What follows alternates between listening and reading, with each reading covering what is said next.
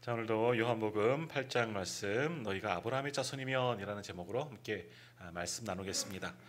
우리가 지난주 봤던 것처럼 계속 30절, 31절, 32절 연결되어지죠. 진리를 알지니 진리가 너희를 자유롭게 하리라 라는 말씀. 진리가 뭐지요? 진리는 구원입니다. 구원.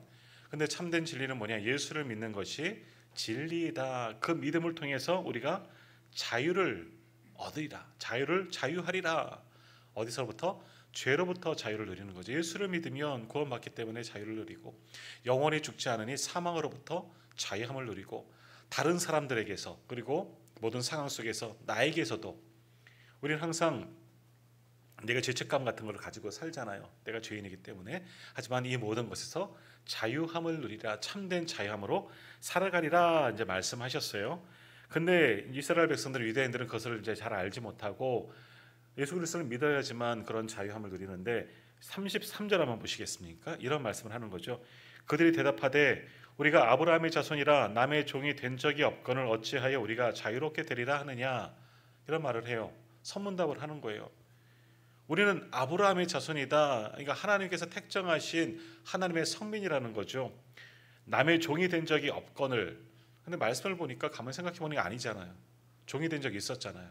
우리가 새벽에 이제 역대기의 말씀 다 보고 이제 에스라, 느헤미야, 에스더 볼 터인데, 상황이 뭐니까 시대 상황이 바벨론에 잡혀가서 70년 동안 포로 생활했잖아요. 그게 뭐 종이지. 그리고 또 언제 종되었었어요? 애굽에서 430년 동안 종되었었잖아요. 근데 종된 적이 없다라는 거죠.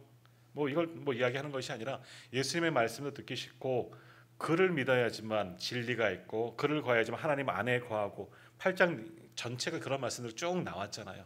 그러니까 그 말씀 듣고 우리는 아브라함의 자손이다. 우리 자긍심을 이야기하는 겁니다. 그건 뭡니까? 우리는 구원받은 하나님의 사람이다. 이미 우리는 자유함을 누리는 자이다. 스스로 이렇게 말하고 있다라는 겁니다. 자, 그러나 아브라함의 자녀다라고 말한다면 그 말에 책임을 져야죠. 그렇죠. 우리가 누구이다. 내가 누구이다. 우리가 대한민국 국민이다 마찬가지예요. 국민으로서 받을 뭐 여러 가지 것들도 있지만 국민으로서 해야 할 의무도 있고 여러 가지 것들이 또 있다는 거죠. 뭐 이젠 다 잊어버렸을 것 같아요. 뭐 국방의 의무, 무슨 납세의 의무, 뭐 등등등등 뭐 네 가지였는데 나머지 생각이 안 나요. 등등등등 있잖아요. 우리가 어떠한 자격과 어떠한 그 위치에 있다면 그 권세만 누리는 것이 아니라 거기에 대한 책임과 의무를 다 수행해야지 그 자리에 대한 책임이 있다라는 겁니다. 근데 오늘 이스라엘 백성들은 그렇지 않습니다. 아브라함의 자손이라는 것은 그저 당연히 아브라함의 자손이라고 모두 다 구원을 받았느냐? 아니에요. 아브라함이면 자손이면 아브라함 자손답게 아브라함의 정신, 아브라함의 뜻, 그의 믿음을 본받은 자로 살아가야 하는 거죠. 그래야지 구원을 받고 자유함을 누릴 수 있는데, 입으로는 말을 합니다. 우리는 아브라함의 자손이다. 이건 뭐하고 똑같으냐? 우리 아버지가 예수 믿기 때문에 나는 교회 안 다녀도 나는 구원받은 자다 라고 말하는 것과 똑같은 이야기다 라는 거예요. 아버지가 다 아실 것처럼 부모가 교회 다닌다고, 예수 믿는다고 자녀가 당연히 예수 구원받느냐? 아니에요. 내 신앙으로, 내 믿음으로 구원받는 거예요.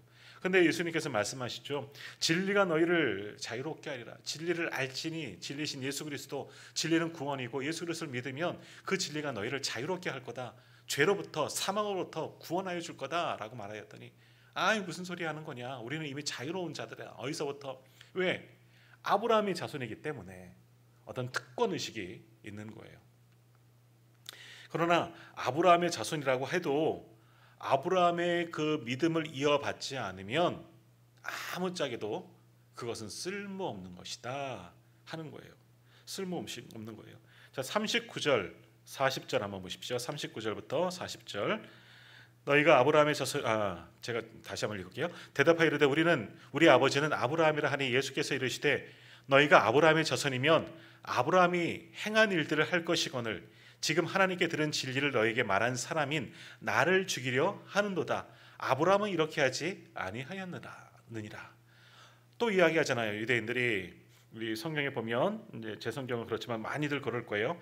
예수님이 말씀하신 분은 색깔이 있죠. 빨간색으로 칠해져 있고 뭐 다른 사람들이 이야기한 거나 부연 설명들은 까만색으로 칠해져 있는데, 까만 거 39절에 까만 거는 유대인들이 하는 말이죠. 우리는 아브라함의 자손이라, 우리 아버지는 아브라함이다, 우리는 구원받은 자다라고 이야기하는 겁니다.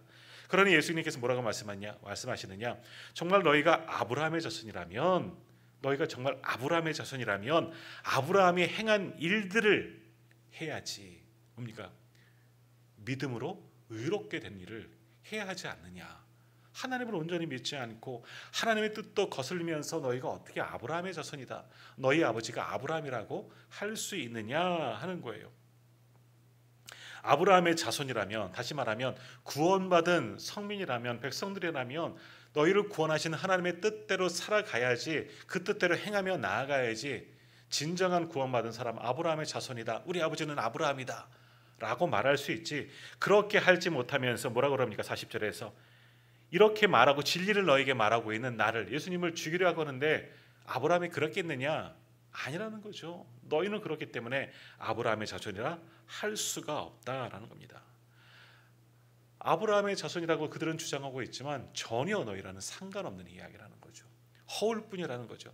혈통으로는 아브라함의 자손일 수 있지만 아브라함이 가지고 있는 그 믿음, 아브라함의 그 순종, 아브라함이 하나님을 우선시 여기며 하나님의 뜻을 살아왔던 그 모습을 그대로 담지 않으면 그것은 아브라함의 자손이라고 결코 부를 수가 없는 거예요. 오늘 우리도 마찬가지예요. 우리의 조상은, 믿음의 조상은 아브라함이라고 우리도 부릅니다. 믿음의 조상이에요. 믿음의 조상이 될 수 있었던 이유는 믿음 때문이죠. 아브라함의 그 믿음, 그 온전한 믿음을 우리가 본받고 우리도 믿음을 통해서 구원을 받았기 때문에 아브라함을 우리 조상이라 오늘 우리가 그렇게 말할 수가 있는 겁니다. 혈통으로는 우리는 아브라함과 뭔 상관이 있는 사람입니까? 이스라엘 백성도 아니잖아요. 유대인들도 아니잖아요. 하지만 그 아브라함의 정신, 그 믿음, 순종함, 우리도 따라서 하나님을 하나님으로 믿고 예수 그리스도를 나의 구주로 믿었기에 오늘 우리의 믿음의 조상도 아브라함이라 말할 수가 있는 겁니다. 누구든지 이스라엘 백성들만이 아니라 유대인들만이 아니라 그 아브라함의 믿음을 따라 믿는 자, 예수 그리스도를 믿는 자, 그들이 정말 하나님의 자녀가 되는 줄 믿습니다. 오늘 예배하는 저와 우리 모든 성도님들이 그렇게 하나님의 자녀인 줄 믿습니다. 자, 근데 예수님은 유대인들은 아니라는 거죠. 오히려 예수님의 말씀을 들으려 하지 아니하고 41절도 보세요. 너희는 너희 아비가 행한 일들을 하는도다 라고 이야기하죠. 너희는, 유대인들은 너희 아비가 행한 일들, 여기서 너희 아비는 누구겠습니까? 육신의 아비들. 아브라함이라고, 그들은 아브라함이 우리 아버지다 라고 말하고 있지만 그 아버지 아브라함을 이야기하는 것이 아니라 진짜 육신, 세상을 따라가는 자들이다. 그 행한 일들이 뭐냐? 41절에 나와요. 44절에 나오는데 너희 아비가 누구냐? 44절 한번 볼까요? 너희는 너희 아비 마귀에게서 났으니 라고 표현합니다. 그러니까 41절에서 나오는 너희 아비가 행한 일들은 뭐예요? 아브라함은, 그 입으로는 아브라함이 우리 아버지다 이야기하지만 사실 유대인들의 아버지는 누구냐? 마귀밖에 안 되는 거예요. 왜 마귀가 되느냐? 아브라함의 믿음을 쫓아 살지 않고 주신 율법도 붙잡고 나아가지 않고 하나님의 뜻대로 살지 않는데 하나님 앞에 온전히 하나님을 아버지라고 부르면서도 하나님 아버지의 뜻대로 행하지 않기 때문에 그럼 뭐겠습니까? 마귀의 자식인 거죠. 사단의 자식일 수밖에 없다라는 거예요. 그래서 다시 한번 44절 보세요. 너희는 너희 아비 마귀에게서 났으니 너희 아비의 욕심대로 너희도 행하고자 하느니라. 그는 처음부터 살인한 자요 진리가 그 속에 없으므로 진리에 서지 못하고 거짓말을 말할 때마다 제 것으로 말하느니 이는 그가 거짓말쟁이요 거짓의 아비가 되었음이라. 너희가 그렇다는 거예요. 너희가 마귀의 자식들아. 진리의 말씀을 거부하죠. 예수 그리스도를 거부하는 자, 그를, 예수님을 보내신 분을 거부하는 자예요. 하나님을 거스르는 자예요. 입술로는 아브라함이 우리 아버지고 하나님이 우리 아버지이다 말하고 있지만 그들의 중심으로는 그렇게 따르지 않고 거짓을 말하고 살인을 말하고 죄악을 말하고 진리를 믿지 않고 욕심대로 살아가는 바로 유대인들이야말로 누구예요? 마귀의 자녀이다 하는 겁니다. 마귀의 자녀, 마귀의 자녀가 되는 거예요. 자, 그러면 누가 하나님의 자녀가 될 수 있느냐? 다시 한번 말씀 올라가 볼게요. 30절, 31절 한번 같이 읽어볼까요? 30절, 31절 다시 한번 읽겠습니다. 이 말씀을 하심에 많은 사람이 믿더라. 그러므로 예수께서 자기를 믿은 유대인들에게 이르시되 너희가 내 말에 거하면 참으로 내 제자가 되고. 아멘. 주님의 말씀 가운데 거하는 자, 그들만이 하나님의 자녀가 될 수가 있는 거예요. 그래서 32절에 진리를 알지니, 진리는 바로 예수 그리스도, 구원자 예수 그리스도죠. 진리가 너희를 자유롭게 하는 거예요. 하나님의 자녀가 되어야지만, 예수를 통해서 예수님을 믿고 그 진리를 믿음을 통하여서 주님의 제자가 되고 구원받는 자가 되어야지만 진정한 자유를 누리지, 그렇지 않으면, 그것을 믿지 않으면 그들의 아비는 누구다? 마귀가 될 수밖에 없다라는 거예요.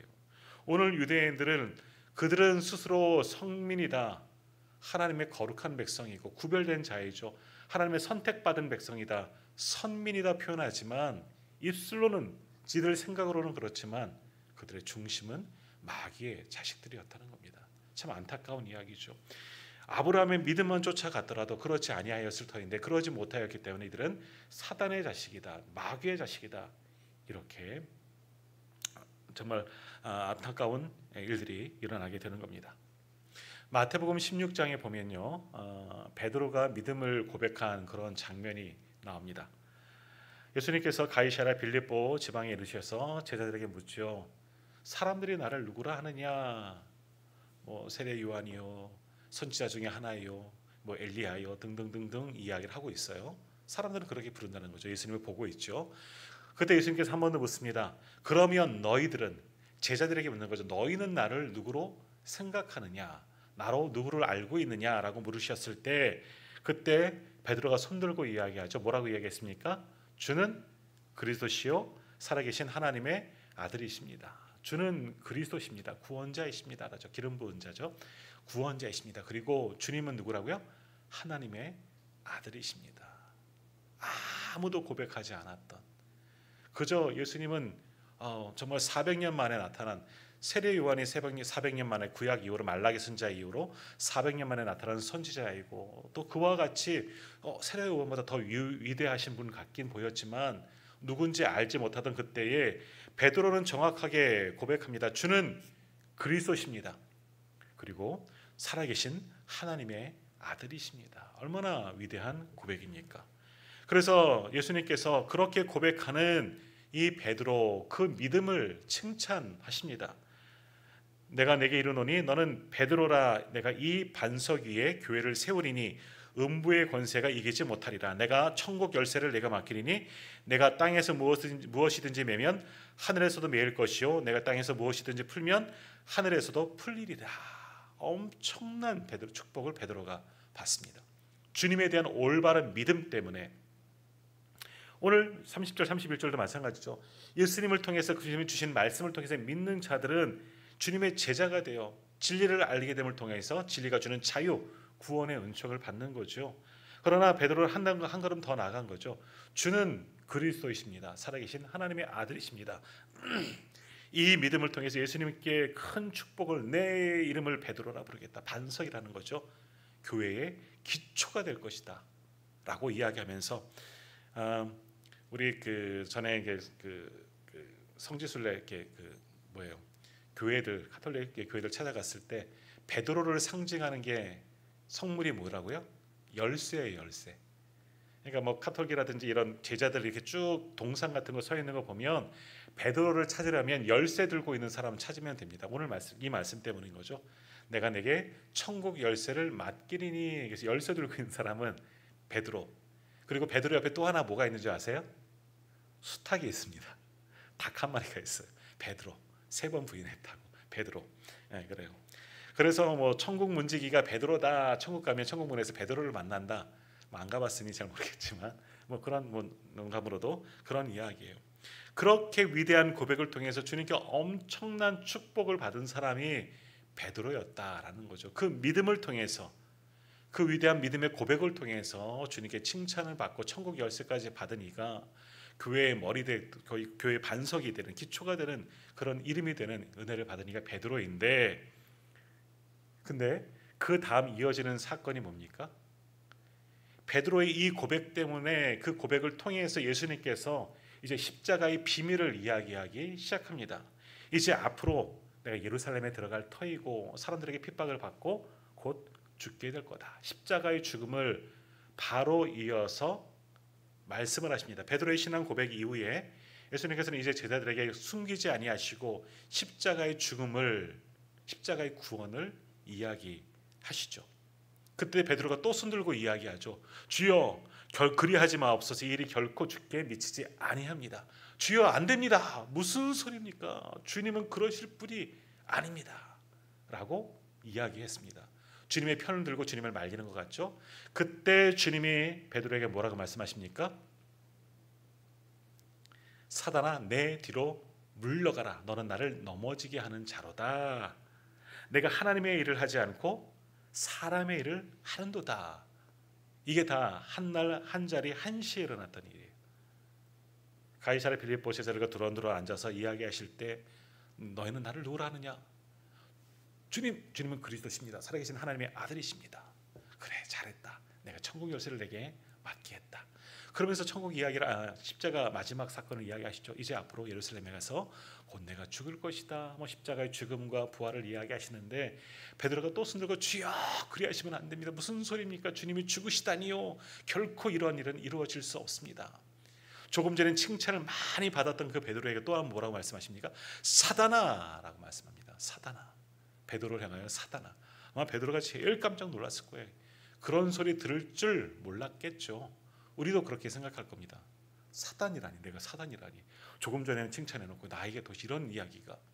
나는 주님 편에서 이야기한 것뿐인데 주님 그 고난의 길, 그 죽음의 길 가지 말라고 주님 말렸는데 내가 사단이라니. 굉장히 상처받았을 것 같아요. 어떤 면에서는 깜짝 놀라기도 했지만 그러나 훗날 그것을 알고 또 뉘우쳤겠죠.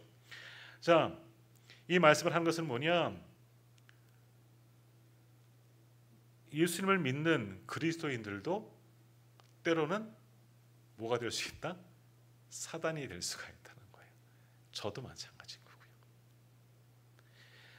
평생 처음부터 끝까지 사단 짓을 하는 사람들, 사단의 자녀로서만 살아가는 사람들도 있겠죠. 믿지 않고 죄악 가운데 거하다가 그 죄악으로 죽어가는 사람들은 사단의 자녀라고 볼 수도 있겠지만 모두가 그렇지는 않겠지요. 그런데 회심하고 예수 그리스도를 믿고 구원을 받은 자들 중에서 또 사단이 나타날 수가 있다라는 겁니다. 무슨 이야기겠습니까? 우리가 예수님을 믿습니다. 오늘 우리도 다 그리스도인들이고 성도들입니다. 그리스도인이라는 것은 뭡니까? 예수님을 따르는 자들이죠. 주님의 제자가 그리스도인입니다. 예수를 나의 구주로 영접하고 주님의 뒤를 따라 복음을 위해 살아가는 자들이 목숨을 내어 걸고 사는 사람들이 우리 그리스도인입니다. 그러나 우리도 자칫 잘못하면 결정적인 순간에 사단 짓을 할 때가 있다라는 겁니다. 성령을 회방하고 또 주의 일을 방해하는 것들이 바로 사단이 하는 짓밖에 안 되는 거죠. 그러니 우리도 사단이 될 수가 있다는 거죠. 사도행전에 보면 바나바가 자기 재산을 팔아 사도들이 바쳐서 교회를 세우고 어려운 일을 돕도록 다 바쳤을 때 많은 사람들이 그를 칭찬하죠. 그리고 그를 따라하는 일도 많이 있습니다. 그 가운데 아나니아와 삽비라 부부도 있었죠. 이들도 그리스도인입니다. 성도입니다. 바나바의 헌신을 보고 마음이 뜨거워지죠. 이야, 저렇게 할 수 있구나. 위대한 사람이 어떻게 저렇게 할 수 있지? 우리도 한번 해볼까?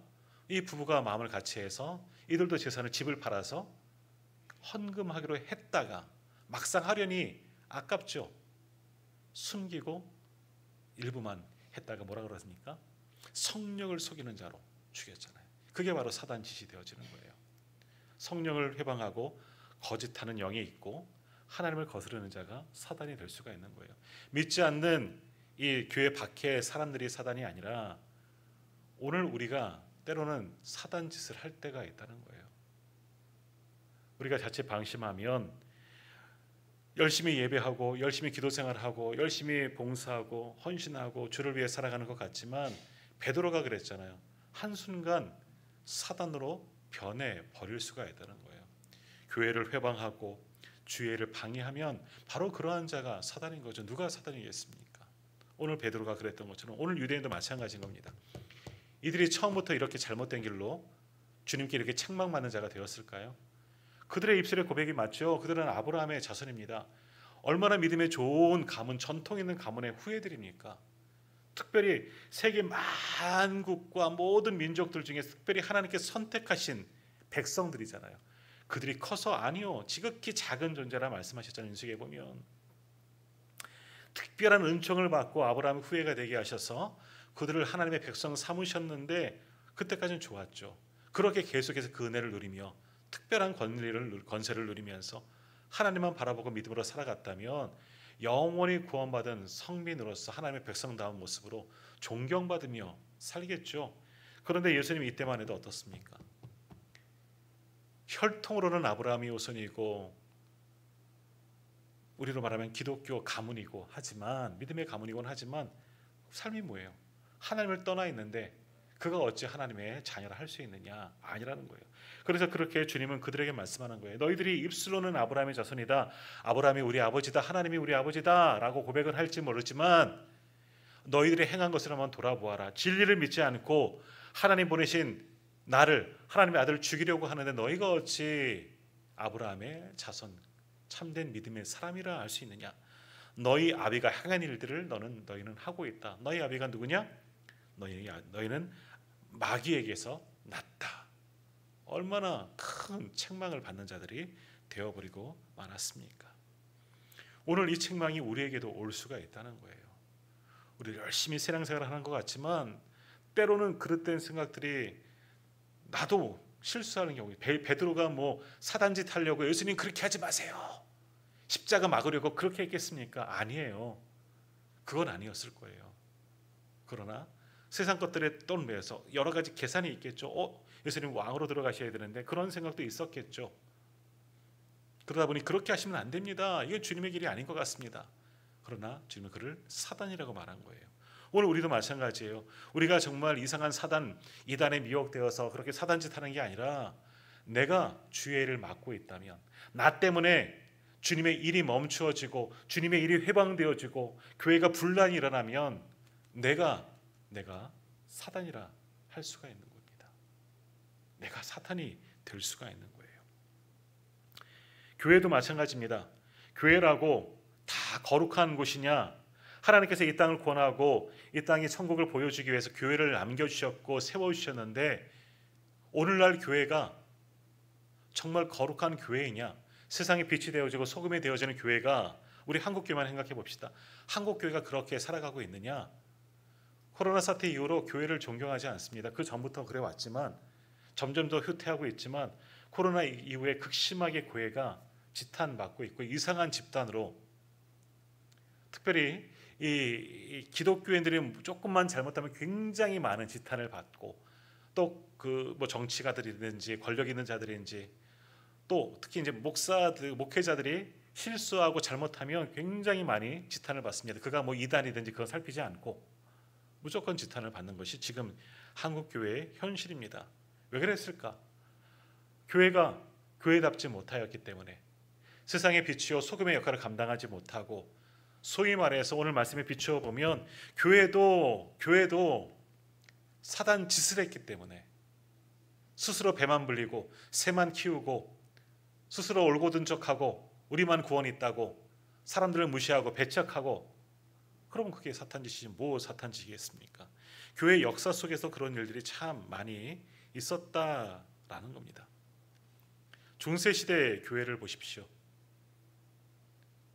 교회 법을 지킨다고, 교회를 수호한다고 수많은 사람들을 죽였습니다. 십자군 전쟁도 마찬가지인 것이고요.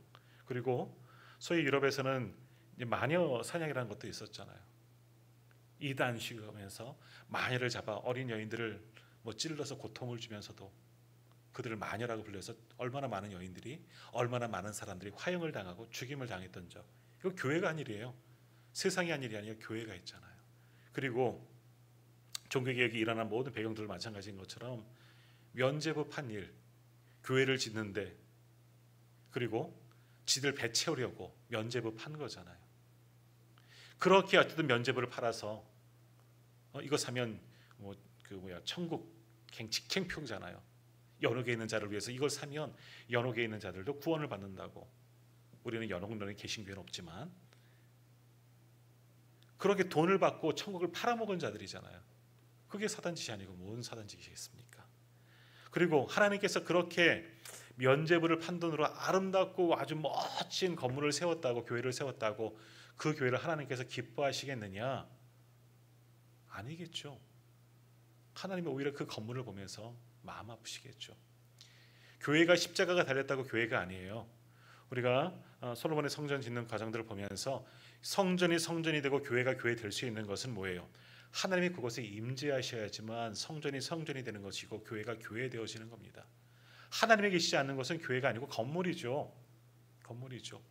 에스겔을 보면 에스겔의 환상 가운데 보이잖아요. 예루살렘 성전에서 솔로몬 성전을 통해서 지을 때는 하나님의 영광이 들어왔어요. 구름이 빽빽하게 성전에 가득히 폈어요. 그것을 통해서 하나님의 영광이 임한 것을 모두 알고 이곳이야말로 하나님의 집이요 하나님께 예배하는 곳이구나. 사람들이 그 앞에 엎드릴 수밖에 없었는데 나중에 이스라엘 백성들이 하나님을 떠나니 어떻게 됩니까? 에스겔은 환상 중에 봅니다. 하나님의 영광이 동쪽 문을 통해서 쑥 빠져나가는 것을 보아요. 예루살렘 성전이에요. 솔로몬 성전이에요. 하지만 더 이상 성전이라 부를 수가 없는 거예요. 그 안에 우상이 가득하고 신 앞에 다른 우상들 앞에 지내는 제단들이 가득한 곳, 그러니 하나님의 영광이 빠져나간 곳, 하나님이 버린 곳, 더 이상 그것은 성전이 아니다는 거죠. 너희는 내게 오지 말라, 예배하지 말라. 그래서 말하는 것이고요. 내가 너희를 이전에서 예배해도 받지 않겠다. 그렇게 되는 거죠. 마귀짓을 했기 때문에 하나님 앞에 제단 제비삼은 뭐합니까? 겉으로 마귀짓, 속으로 또 다 마귀짓을 하고 있는데 그렇다는 거죠. 이게 교회 역사 속에서 보여지고 있는 모습들이죠. 오늘날은 어떠냐? 우리는 그렇지 않느냐? 개인적으로나 교회적으로나 주님을 떠나 있으면 그게 바로 사단이고 마귀일 수가 있다는 거예요. 남의 이야기 아니라 내 이야기가 될 수가 있는 거죠. 우리는 그리스도인입니다. 주님을 따르는 사람들, 주님의 제자이죠. 주님의 제자란 뭡니까? 제자는 스승을 따라가는 거예요. 요즘에 너나 없이 학위를 다 주지만 진짜 박사 학위까지 받는다는 것은 뭐냐? 그 선생이 내 제자가 될 정도가 되었다. 내 지식을, 내가 가르침을 잘 배우고 따라왔구나. 그리고 이것을 잘 할 수 있겠구나, 펼칠 수 있겠구나. 그래야지 학위를 주는 거예요. 인정을 해줘야지만 학위를 받을 수가 있는 거죠. 근데 요즘에는 저희들끼리도 그렇지만 개나 소나 다 박사 학위를 받으니까 그런 거예요. 우리가 그리스도인이라면 주님 예수 그리스도를 따라가는 삶을 살아야죠. 그렇지 않으면 참된 그리스도인이라 부를 수가 없는 거죠.